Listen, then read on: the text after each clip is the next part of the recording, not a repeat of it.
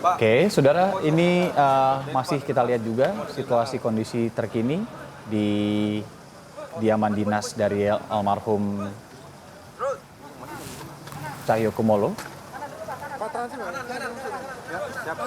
Dan untuk berbicara mengenai sosok dari almarhum Cahyokumolo, saudara, tidak lengkap rasanya kalau tidak bertanya langsung kepada seseorang yang memang juga memiliki cerita panjang begitu ya, mengenal sosok almarhum Cahyokumolo.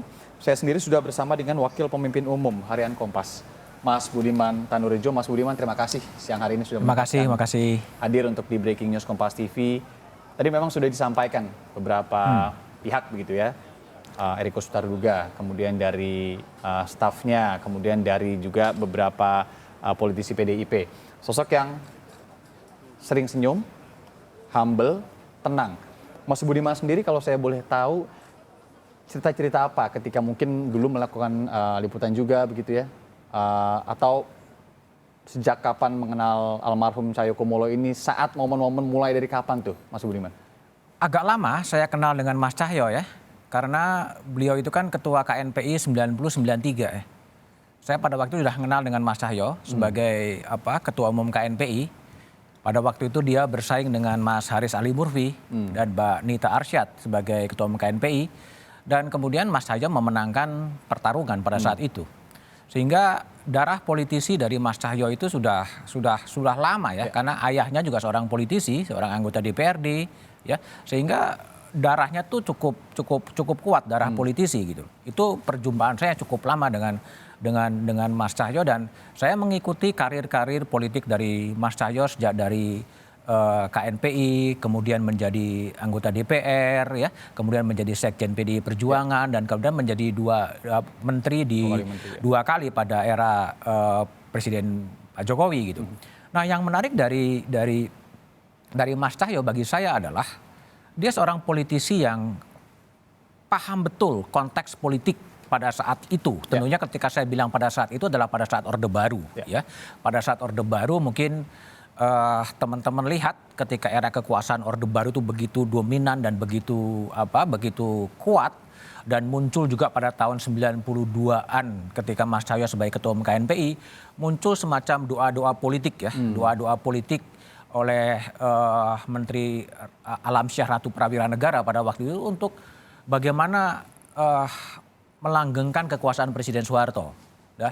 Itu juga terjadi, dan pada waktu itu Mas Cahyo sebagai ketua umum KNPI, dan kemudian KNPI kemudian dimasukkan sebagai list pendukung doa politik itu, dan Mas Cahyo bisa secara elegan kemudian mengatakan enggak. Ya, bukan cara-cara yang seperti itu yang pantas dikerjakan di era demokrasi. Karena dia mengatakan pada waktu tahun 92 ya, kekuasaan Orde Baru begitu dominan, dan Mas Cahyo juga sangat piawai menggunakan pilihan-pilihan kata pada waktu itu. Dia mengatakan dalam bahasa halusnya bukan dengan cara-cara melakukan kultus individu terhadap Harto pada waktu itu. Dan terbukti kemudian juga dia bisa selamat, pesan-pesan itu kemudian sampai gitu. Dan ini adalah sosok kemudian politisi yang kemudian berkembang, dan kemudian sampai sekarang beliau berjabat sebagai Menpan RB, dan kemudian hari ini kita berduga, sebetulnya patut berduga, salah seorang menteri di kabinet Presiden Jokowi yang sangat humble ya, sangat dekat dengan wartawan. Saya sering kadang-kadang ngobrol, ngopi, nyigar dengan Mas Cahyo, kadang-kadang karaoke dengan Mas Cahyo pada saat beliau menjadi anggota DPR ya. Pada saat anggota DPR itu sangat dekat dengan wartawan, dan itu contoh salah satu figur menteri yang menurut saya bagaimana dia brainstorm, membangun understanding dengan kalangan wartawan, dengan sejumlah pemimpin redaksi, dia bisa enak memberikan sebuah background, dan understanding ini terbangun. Pendekatannya bukan pendekatan yang sangat formal ya, pendekatannya sangat ya ngobrol begitu aja sambil ngopi, sambil karaoke, tapi dia bisa menyampaikan sebuah pesan-pesan politik. Itu salah satu kepiawaian dari Mas Cahyokumolo yang sekarang bangsa ini tentunya sangat kehilangan dengan sosok menteri yang saya membayangkan karirnya bisa lebih panjang, karena bangsa ini membutuhkan sosok-sosok menteri yang karakter dan tipenya seperti Mas Cahyo yang luwes bergaul ke kiri dan ke kanan, atau seperti almarhum Taufik Kimas ya yang juga menjadi payung ya, menjadi tempat bertemunya berbagai kelompok dan dia bisa melakukan komunikasi politik secara lebih enak elegan gitu, tadi ya, Mas, elegan. secara Itu elegan mulai yang dari saya lihat KNPI dari Mas juga. Cahyo. Iya, mulai dari yang pemilihan KNPI tadi Mas Budiman juga menyampaikan ya, keeleganannya ini sudah terasa dari dulu gitu. Ini cocok sekali karena kalau saya sendiri Mas mulai bertemu dengan, kalau saya kan langsung saat almarhum ini menjadi menteri begitu ya. Terbatas interaksinya ya ketika mewawancari sebagai menteri begitu kan. Tapi saat dia menjadi anggota DPR, kemudian juga menjadi politisi yang waktu itu masih menjadi sekjen misalnya. Memang saya belum pernah waktu itu. Nah, pas kali ini Mas Budiman juga bisa ceritakan secara langsung, mungkin kalau tadi kita dengar mungkin sedikit sosoknya ini kan, kalau saya juga merasanya sosok yang memang humble, kemudian juga murah senyum. Tapi di luar tadi yang menurut saya menjadi menarik secara pribadi Mas. Tadi mungkin belum disampaikan juga oleh politisi-politisi di sana.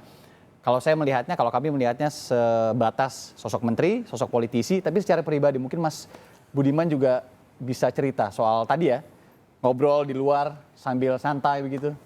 Yang pertama kembalilah, Mas Cahyo ini mungkin tidak dimiliki, ya mungkin ada menteri-menteri lain yang memang punya sebuah personal relationship yang bagus ya.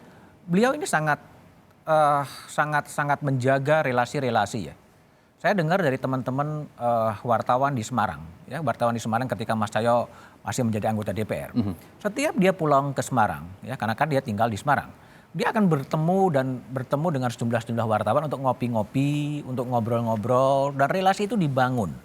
Relasi itu dibangun dan menjadi sosok yang betul-betul sangat mudah diakses, ya. Sangat mudah diakses oleh wartawan. Mau WA jam berapapun dia akan bercoba jawab. Itu menjadi keunggulan, ya, menjadi keunggulan. Dia kadang cenderung pendiam, ya, cenderung pendiam. Tapi kalau sudah mengenal gitu, sosok seperti Mas Cahyo, enggak. Saya punya pengalaman pribadi dengan Mas Cahyo gitu.